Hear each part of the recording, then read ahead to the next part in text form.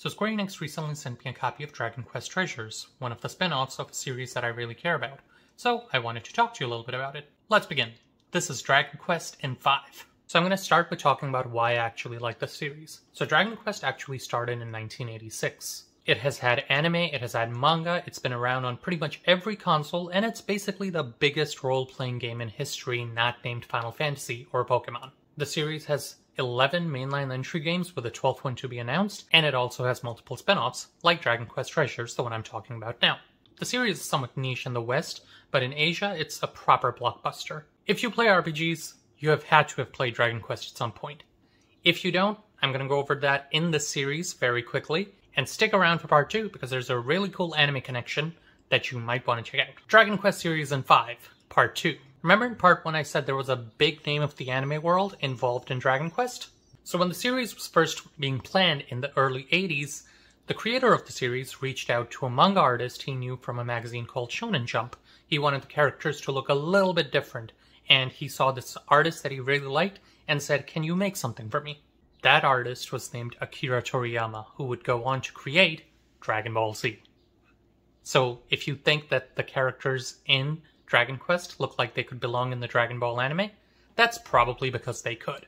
So now let's go on to the game itself. Dragon Quest in 5, Part 3, the game itself. Dragon Quest Treasures is a spin-off of the mainline series. The story, like most RPGs having to do with exploration, you wake up on a ship, get stranded on an island, get transported to a magical world, and now you're exploring for a way off. It's a great classic setup. It's a beautiful setup that focuses a lot on people's hopes and dreams as a central story element. The combat is fun.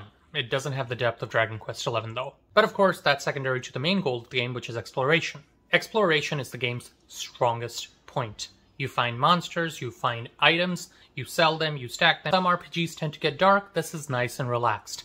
Think of Dragon Ball, where the focus was originally on exploration and finding the Dragon Balls, as opposed to Dragon Ball Z, where the focus was on combat.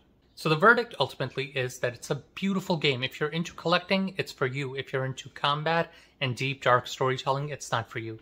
Dragon Quest in 5, Part 4. Let's talk a little bit about the influence of Dragon Quest. I may not have done great justice to how important this game is in the history of gaming. Mother, Breath of Fire, Lufia, Final Fantasy, Pokemon and Digimon, Chrono Cross, and Final Fantasy all have at some point taken some inspiration from Dragon Quest. Some actually call it Japan's national game, and it can be found in their pop culture accessibly. From the Olympics to Google Maps, you can find references related to Dragon Quest everywhere in Japan. It's even in the Guinness Book of World Records for being the first game that inspired its own ballet. Western audiences, probably the strongest connection they have with Dragon Quest, outside of the games themselves, is when you notice that the Yakuza series actually changed direction because the latest protagonist is a fan of Dragon Quest. But either way, it's one of the most successful RPG series of all time. Every mainline entry in the game has sold over 1 million copies each. Dragon Quest Series in 5, Part 5. So what's next for Dragon Quest? We know that Dragon Quest XII is due at some point, but as of right now, we don't know when or how it's due. Dragon Quest Treasures actually sold pretty well, debuting at number 2 on the Switch in December, behind only Pokemon. But regardless of what we see in Dragon Quest Treasures, the series has a legacy that spans decades and has inspired so many others.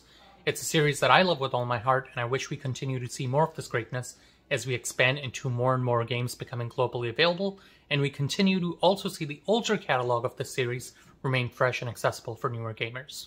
You may have noticed that in this review I talked very little about Dragon Quest Treasures and more about my love for the series, because I really do believe this is a game for the fans. It's nothing groundbreaking, it's nice and lighthearted, it's exploration, it doesn't do a lot of new things that the RPG genre would need, but it's a fun game that should appeal to members of the Dragon Quest community.